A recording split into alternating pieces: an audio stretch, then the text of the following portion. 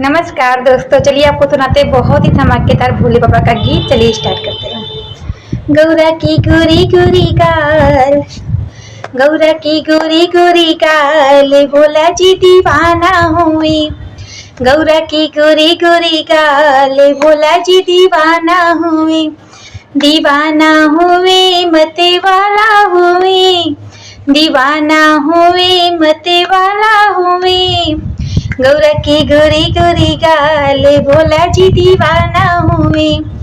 गौरा की गोरी गोरी गाल, भोला जी दीवाना हुए।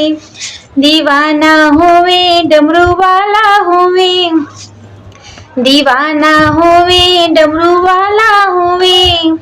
गौरा की गोरी गोरी गाल, गौरा की गोरी गोरी गाल, भोला जी दीवाना हुए। गौरा की गोरी गोरी गाल, भोला जी दीवाना हुए। गौरा के माथे पे बिंदिया सोहे, गौरा के कानों में झुमका सोहे। गौरा के माथे पे बिंदिया सोहे, गौरा के कानों में झुमका सोहे। गौरा के काले काले आँख, गौरा के काले काले आँख, भोले जी दीवाना हुए। गौरा के काले काले आँख, भोला जी दीवाना हुए। दीवाना हुए मते वाला हुए, दीवाना हुए मते वाला हुए। गौरा की गोरी गोरी गाल, भोला जी दीवाना हुए। गौरा की गोरी गोरी गाल, भोला जी दीवाना हुए। गौरा के गले में सिकड़ी सोहे, गौरा के गले में हरवा सोहे। गौरा के गले में सिकड़ी सोहे, गौरा के गले में हरवा सोहे।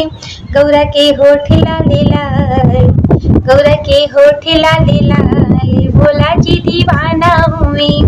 गौरा के होठ लाले लाल, भोला जी दीवाना हुए। दीवाना हुए डमरू वाला हुए, दीवाना हुए डमरू वाला हुए। गौरा की गोरी गोरी गाल, भोला जी दीवाना हुए। गौरा की गोरी गोरी गाल, भोला जी दीवाना हुए। गौरा के हाथों में चूड़िया सोहे, गौरा के हाथों में कंगना सोहे। गौरा के हाथों में चूड़िया सोहे, गौरा के हाथों में कंगना सोहे। गौरा के मेहंदी वाले हाथ, गौरा के मेहंदी वाले हाथ, भोला जी दीवाना हुए। गौरा के मेहंदी वाले हाथ, भोला जी दीवाना हुए। दीवाना हुए डमरू वाला हुए, दीवाना हुए डमरू वाला हुए। गौरा की गोरी गोरी गाल, भोला जी दीवाना हुए। गौरा की गोरी गोरी गाल, भोला जी दीवाना हुए। गौरा के पैरों में चांदी के पायल, गौरा के पैरों में बिछुआ सोहे।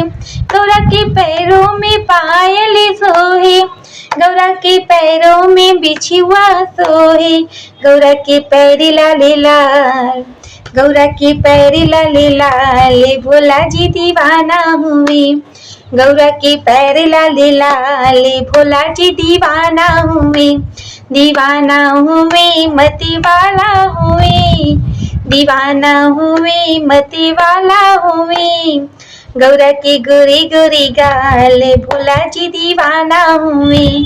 गौरा की गोरी गोरी गाल, भोला जी दीवाना हुए।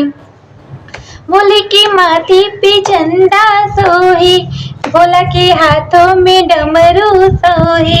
भोले के माथे पे झंडा सोहे, भोले के हाथों में डमरू सोहे। जटा में गंगा की धार, जटा में गंगा की धार, की गौरा दीवानी हुई। जटा में गंगा की धार, की गौरा दीवानी हुई। दीवानी हुई मस्तानी हुई, दीवानी हुई मस्तानी हुई। गंगा जी के गंगा की धार, की गौरा दीवानी हुई। शिव जी के गंगा की धार की गौरा दीवानी हुई, दीवानी हुई मस्तानी हुई, दीवानी हुई मस्तानी हुई। शिव जी के हाथों में त्रिशूल सोए, शिव जी के हाथों में त्रिशूल सोए, अंगवा में मृगवा का छाल, अंगवा में मृगवा का छाल की गौरा दीवानी हुई, अंगवा में मृगवा का छाल की गौरा दीवानी हुई।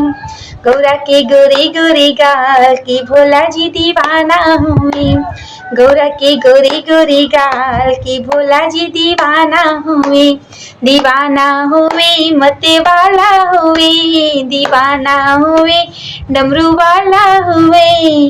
गौरा के गोरे गोरे गाल की भोला जी दीवाना हुए, गौरा के गोरे गोरे गाल की भोला जी दीवाना हुए।